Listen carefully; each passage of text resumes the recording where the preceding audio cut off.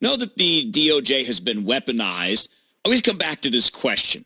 What's the Republican strategy to deal with the fact that the federal government has so much power really to go after any American, including a former president? Well, thanks for having me on, Rob. And you are absolutely right. Our Justice Department under the Biden administration is weaponized against not only Trump, but conservatives and everybody that disagrees with how they think.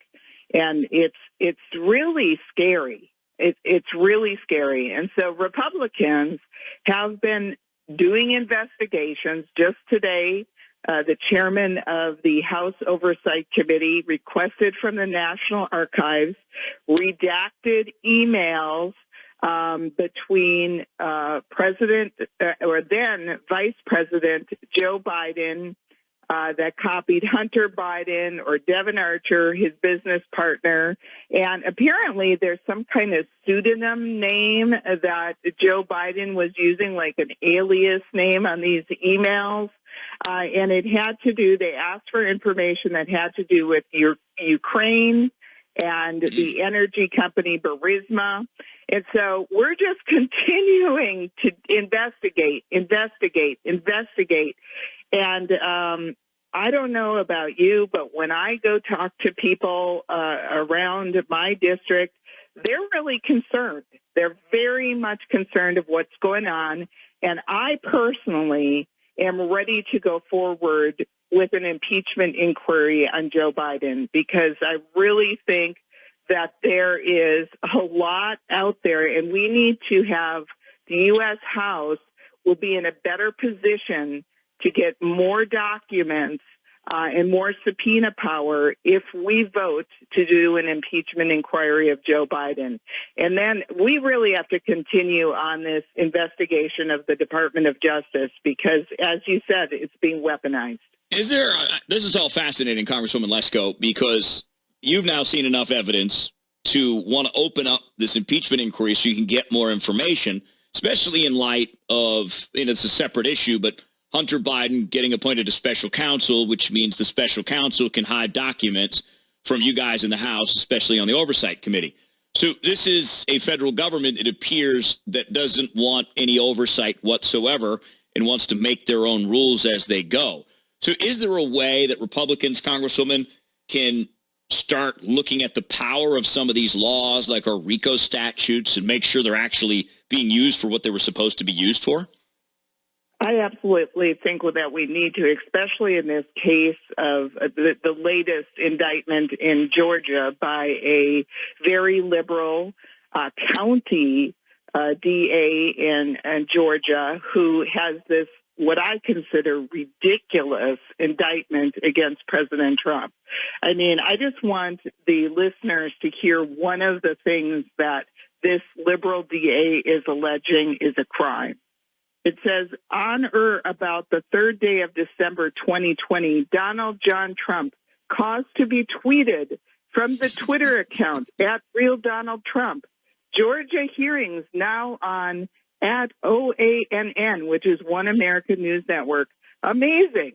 And then the DA says, this was an overt act in furtherance of the conspiracy. I mean, are you kidding me? And you go on, and there's other tweets that she puts down that, oh, it's some kind of conspiracy. There's phone calls. There's like a conversation or something with Mark Meadows where he wants to get a phone number. I mean, this is insanity.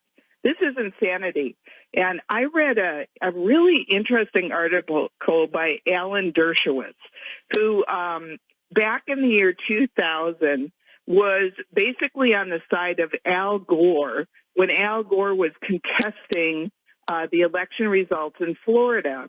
And he said they did all of this stuff. They had a strategy that they would have alternate electors.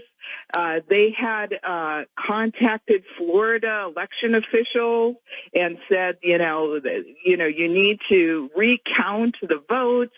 You need to, because it's only 600 votes. And he said this is like normal things that have happened throughout history where a candidate challenges an election, and now the Department of Justice and these individual county DAs that are liberal and trying to make a name for themselves are criminalizing it. This is really scary stuff. It is. Congresswoman Debbie Lesko, thank you for putting that all together for us. I want to do a little compare and contrast before I let you go. So take what you just said about the Trump evidence. You mentioned a little bit about what you guys in the House have seen about President Biden, Hunter Biden's business connections. Give me some more evidence that you've seen about Biden and Hunter Biden that have just made your eyes pop, just to compare it to the evidence being used against Trump, including tweets and phone calls. Well, when you have this recently, one of the business partners of Hunter Biden testified under behind closed doors that, yes, then Vice President Joe Biden made calls in to Hunter Biden, was put on speakerphone when Hunter Biden was with these different foreigners and business clients, and that, yes, Hunter Biden put him on the phone, Vice President Joe Biden, to try to influence them. And then it seems very suspicious that Joe Biden would take Air Force Two and make plane flights with Hunter Biden over to China, and then just coincidentally, shortly thereafter, he got millions of dollars from China.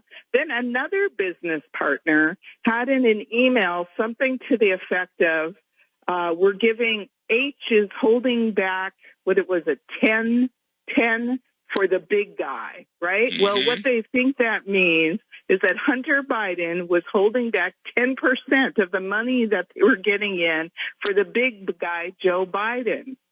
And then Joe Biden is at a dinner with other foreign business interests that all of a sudden they get millions of dollars from. And then, of course, the infamous Joe Biden bragging at some conference, which is now on TV, that got on TV about how he told the Ukrainian people that they were not going to get this $1 billion if they didn't fire an investigator that was going after Burisma Energy Company, and that he was fired. And geez, his son, Hunter Biden, and his coworkers were getting $83,000 a month. I mean, this is just, come on. They're not going after these people. They make a sweetheart deal with DOJ, with Hunter Biden, with all the stuff that he has going on. And then, we can't, I guess, do anything about it now, but they didn't even go after Hillary Clinton. Mm-hmm. Okay? She helped fund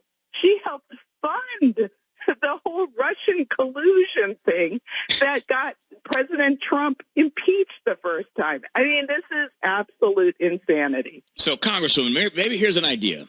Congresswoman Lesko, because there is maybe some agreement here with the progressives when it comes to Joe Biden, because they don't really like him either. Is there an opportunity here to reach out to the progressives to get them to support at least an impeachment investigation and see what we find? No, they're not going to go for that. No. I was just trying to be optimistic. No, I highly, highly doubt that. Yes. That is going to happen. No, they're defending their guy no matter what. And, it gets a little, crazy. And this is it's like the pattern of the Biden administration, all right? They're trying to silence anybody that disagrees with them. And that took the place during the vaccination, the whole COVID thing. If anybody disagreed with anything Dr. Fauci or the CDC said, they would silence them. They coordinated with social media. I mean, it's scary, and that's one of the reasons I do this job, because I really am concerned about the future of our country when you have these DAs going after conservatives and criminalizing things that are free speech. And we're really headed in a really dark place if this is allowed to happen without accountability. So, yeah, we need to fight this each and every day. Congresswoman Debbie Lesko, thank you. Keep fighting it. Time to rein in some power. And we'll talk to you again real soon. Thanks again. Thank you.